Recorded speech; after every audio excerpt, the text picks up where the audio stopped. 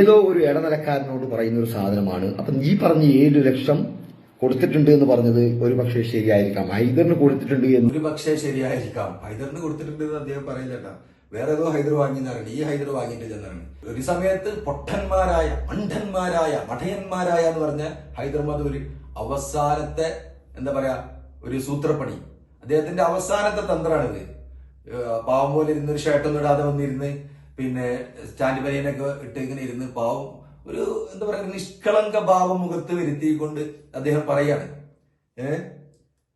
അദ്ദേഹത്തിന് മറ്റേ വീഡിയോയിൽ നോക്കിക്കൊണ്ടു കേട്ടോ, അതിന് മുമ്പത്തെ വീഡിയോയിൽ നോക്കിക്കോളൂ.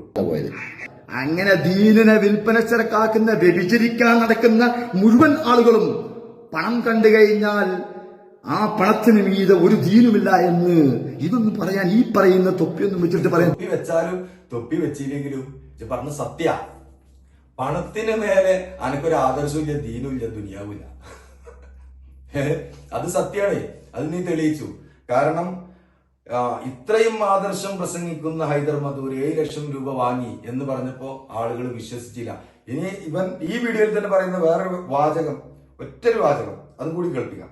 പറഞ്ഞു ഹാമിയുടെ കയ്യിൽ പണം വാങ്ങിയാൽ പണം വാങ്ങി തന്നെ കൂട്ടിക്കോ. കേട്ടില്ലോ? ഒന്നുകൂടെ പ്ലേ. അതെ, അപ്പൊ പറഞ്ഞു ഹാമിയുടെ കയ്യിൽ പണം വാങ്ങിയാൽ പണം വാങ്ങി തന്നെ കൂട്ടിക്കോ. വാങ്ങി തന്നെ കൂട്ടിക്കോ. അപ്പൊ നിങ്ങൾക്ക് പണം വാങ്ങാൻ പറ്റുമോ? അതാണ് നമ്മൾ ചർച്ച ചെയ്യേണ്ടത്. സമൂഹത്തിന് മുന്നിൽ കപട മുഖം മൂടിയണിഞ്ഞ് അനാചാരങ്ങൾക്കെതിരെ അഴിമതികൾക്കെതിരെ പ്രവർത്തിക്കുന്ന ഒരു സുതാര്യനായ മനുഷ്യനാണ് താനെന്ന് നിരന്തരം ഘോരഘോരം വാദിച്ച് ജനങ്ങളെ പമ്പര വിഡ്ഢികളാക്കിക്കൊണ്ട് പണം കൈപ്പറ്റുക. ഇത് ഹൈദറിന്റെ സ്ഥിരം പരിപാടിയാണെന്ന്